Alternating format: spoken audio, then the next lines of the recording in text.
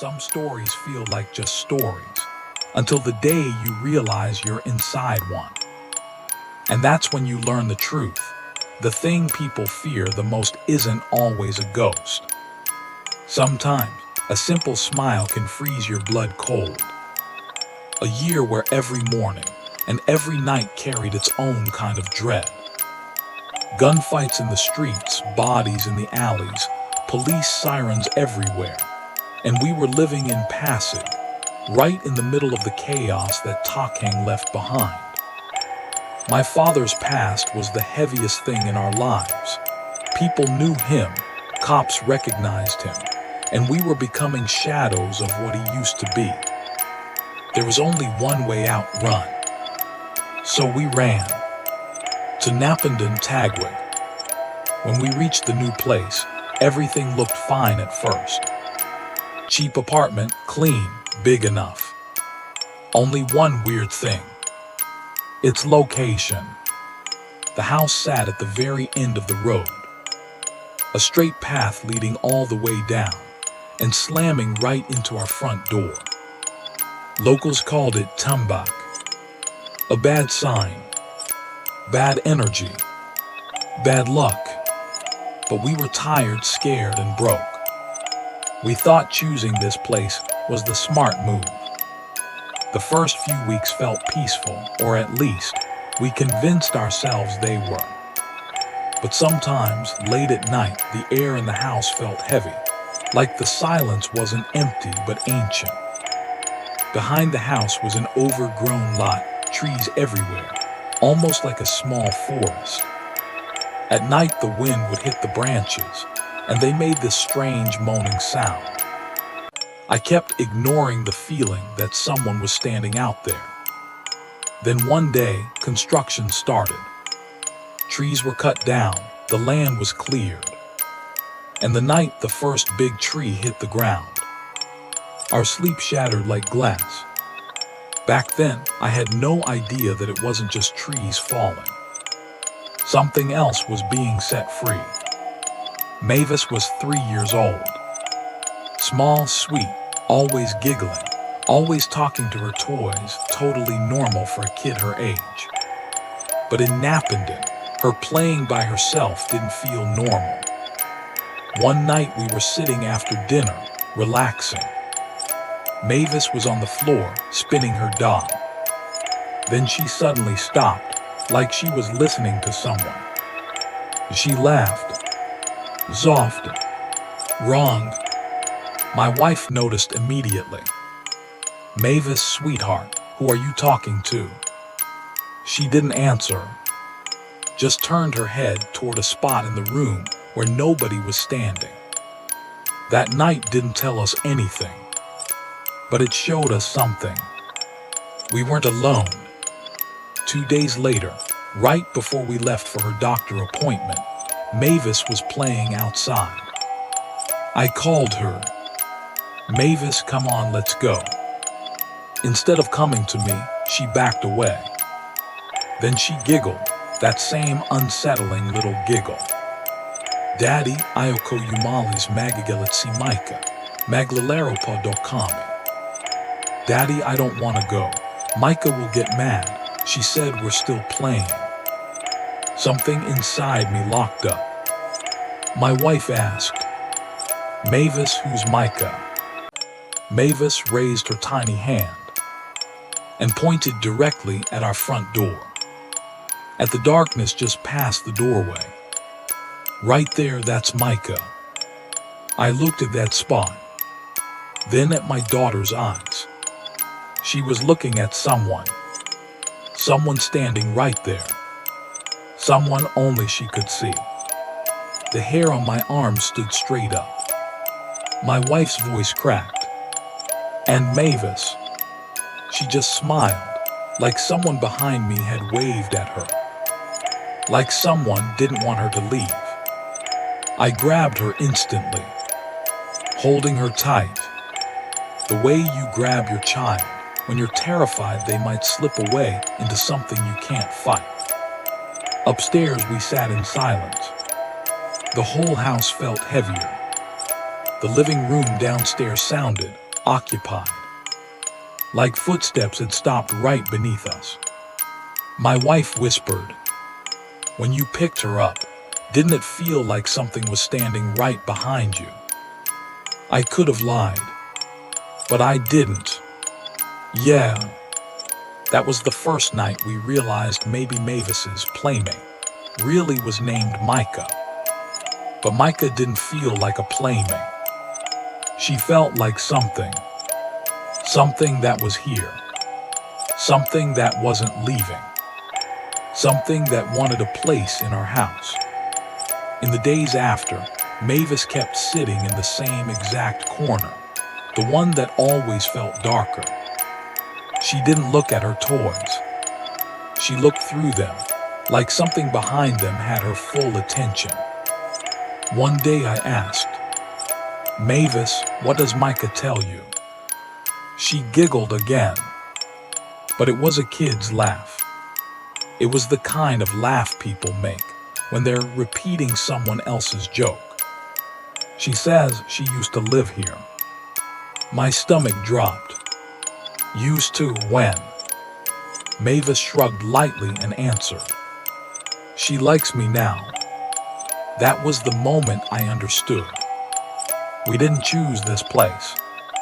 This place chose us. And Micah, she wasn't a kid. She wasn't a name. She wasn't a friend. She was something looking for space. And from that night forward, our nights stopped being human. Because to Mavis, Micah was a friend. But we were starting to realize Micah wasn't here to play. She was searching for something in our home. Something that belonged to someone long before we arrived. Ever since Mavis said Micah's name, the whole vibe of the house flipped. The silence that once felt peaceful now felt heavy as hell. Like the air itself was watching us. Like something invisible was walking around, real close. The more we tried to ignore it, the more the house started showing its true face. It began with small things. At first, we blamed exhaustion. But every evening, sitting downstairs, we'd feel eyes on us. Every time we moved, a cold draft followed, but not the normal kind. This one felt like someone brushing past your skin on purpose. One night, Mavis was about to sleep. I pulled her blanket up when she asked, "Daddy, Micah never sleeps right." My heart straight up froze. "When did you see her not sleeping?" Mavis answered so innocently. "She stands beside my bed at night. She doesn't sleep, she just watches." The blanket slipped right out of my hands. My wife jumped in, trying to stay calm. Maybe she had a dream. But the panic in her voice killed her own lie. A mother knows when her child is describing something real. Something not human. That night, we both slept in Mavis's room. She fell asleep easily. But we didn't even blink. Every few minutes, it felt like someone walked to the edge of the bed and just stood there, silent, breathing with us. By morning, neither of us moved an inch. In the days that followed, Mavis got even quieter. She wasn't laughing, wasn't watching her cartoons. Instead, she'd just sit somewhere, staring, listening, like she was hearing someone else's voice. Sometimes she nodded to nothing, like she was answering someone. But the most disturbing moment happened one evening. I was in the kitchen. Mavis stood near the doorway, staring into the dark part of the hall. I walked up behind her and touched her shoulder. "Who are you looking at?" She whispered. "She's here." A chill shot through my spine. "Who's here?" "Micah." "Where?" My wife's voice cracked with fear. Mavis raised her finger, pointing right under the stairs. The one place that always felt colder. The one place where it always felt like something was crouching in the dark, hiding from the light. My wife and I locked eyes, the same silent question. If Micah comes from there, then what the hell is hiding in that spot? That area had always been weird. Before construction, a huge tree cast a deep shadow there. After the land was cleared, that corner stayed unsettling, like something old had been disturbed and slipped into the house with us. That night, I stayed awake in the hall with the lights on. Something in me kept saying, "Tonight, something's gonna happen." And it did. Around 2 a.m., I felt someone standing under the stairs. I couldn't see anything, but the presence was so strong it tightened my chest. The air stopped moving. The whole room went dead still, like someone was staring at all of us, without breathing, without blinking. I didn't dare look. I could feel it watching. When I finally went upstairs, Mavis was awake, eyes wide open, staring at the doorway. "Mavis, what happened?" She spoke softly. "She doesn't sleep either." My breath caught. "Did she come inside?" Mavis nodded. "What was she doing?"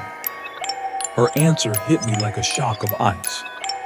"She was watching me, then she went to watch you." My stomach dropped. "Why?" I whispered. Mavis gave a tiny smile. Not a childlike smile. Something colder. She said she understands you now. That's when it hit me for the first time. Micah wasn't just Mavis's shadow.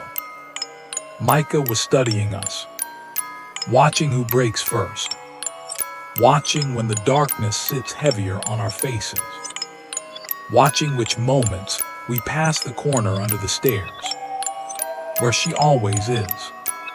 One day I gathered the courage to ask, "Mavis, what does Micah's face look like?" Mavis froze. She looked down. Her throat tightened. And then she whispered, "She never shows her face. She says if she shows it, you'll get scared." My skin went cold. Either Micah had no face, or she was hiding something worse. And the most terrifying part, Mavis never once said Micah goes away. Not once. She's always here. Always. Right behind wherever we look. One evening at dinner, Mavis pushed her plate away and said, "Micah said the real part of this house still isn't open." My wife and I stopped breathing. "What part?" I asked. Mavis replied in a flat, cold tone, "The part that's been hidden from you. Micah is the only one who can see it." And in that moment, I understood. Micah wasn't just a piece of something.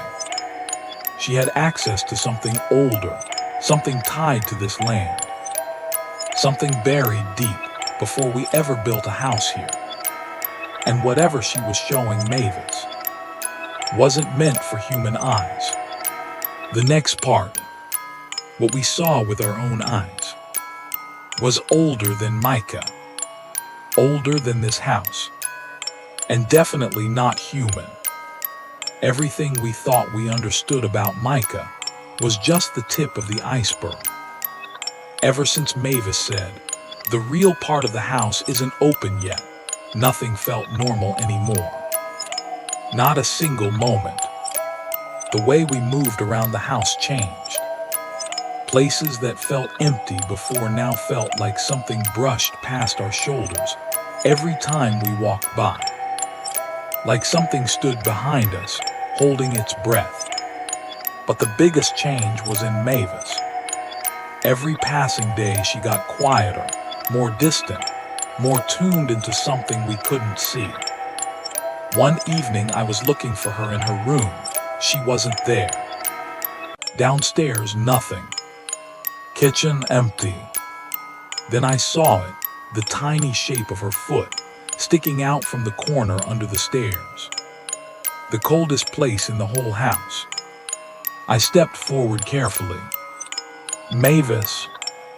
My voice was already shaking. She was sitting there, completely still, staring into the darker part of the hallway, like she was listening to someone speaking right next to her. "What are you doing here?" She turned her head toward me, not her eyes. Her eyes stayed fixed, frozen. "Micah told me to sit here." My whole bloodstream turned into ice. "Micah told you." "Why?" She didn't answer. She kept staring straight into the shadows, the same spot where the cold draft always came from. The same spot that felt like something crouched there, just out of sight. Then she whispered. She said this is her favorite place.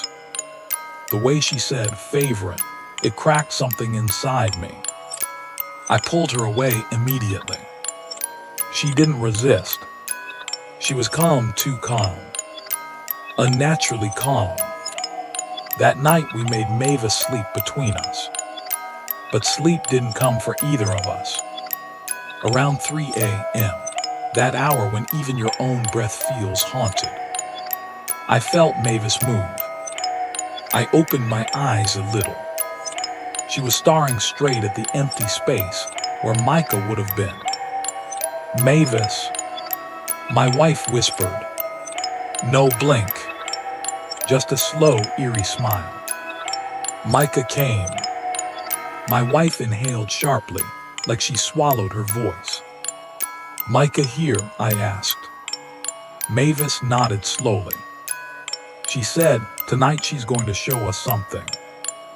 Every ounce of courage I had vanished. Instantly, the air in the room shifted.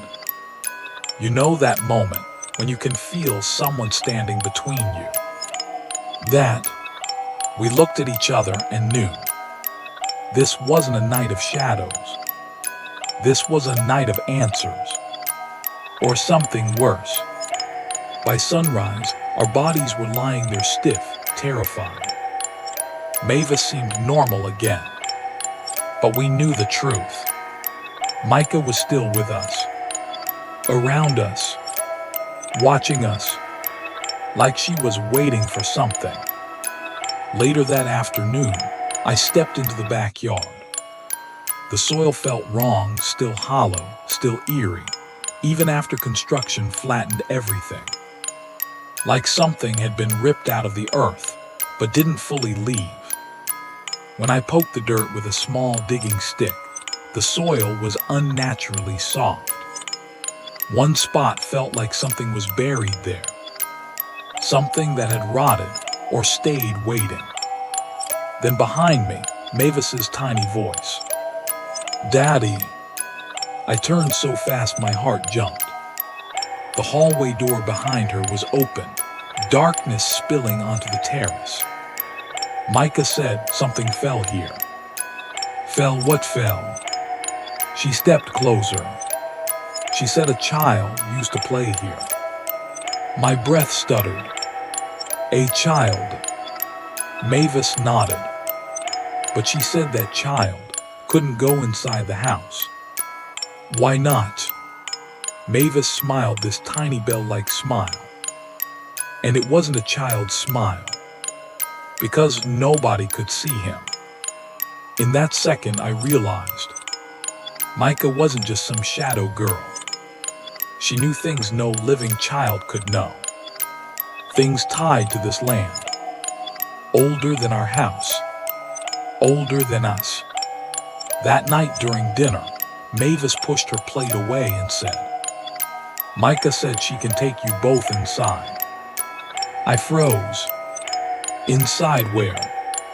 She pointed her finger downward, toward the dark under the stairs. "There, where she used to live." My wife grabbed Mavis's hand immediately. "Mavis, you're not going down there, ever." For the first time, Mavis looked at us with something different. "I'm not going." "You are." My wife's face went pale. "Why us?" Mavis spoke slowly. She said one part of the house is still closed. She said only you two can see it. "Not me." "Not you?" I asked. She shook her head, still smiling faintly. She said, "I'm already like her." The ground just fell out from under me. That was the moment I realized. Micah didn't just follow people. She chose people. And Mavis, she had been chosen.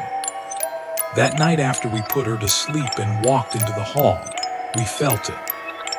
A slight movement under the stairs. Something stood there. Not visible, but undeniable. The air grew heavy. Every wall of the house whispered one thing. "It's your turn now." I whispered, "Micah, are you here?" Silence. But inside that silence, a breath, a cold, heavy breath right in front of us. And that's when I understood. Micah wasn't limited to Mavis anymore. She was watching both of us now, waiting, and she wanted us to follow her into the part of the house where she truly lived. When we stepped toward that closed part, we finally realized Micah wasn't just a ghost. She was the remnant of something ancient, something that never left this land. And whatever it was, it had been waiting for us the whole time. The darkness under the stairs felt alive tonight, like something was crouching there waiting. We both heard the same thing. Not a voice, it slid straight into our heads. "If you don't come down here, I'll take Mavis." That was enough. We rushed to the small panel under the stairs. It creaked open on its own, and a thin tunnel stretched into the dark. Dirt smell, stale breath, and a cold little laugh drifted out of it. We crawled inside.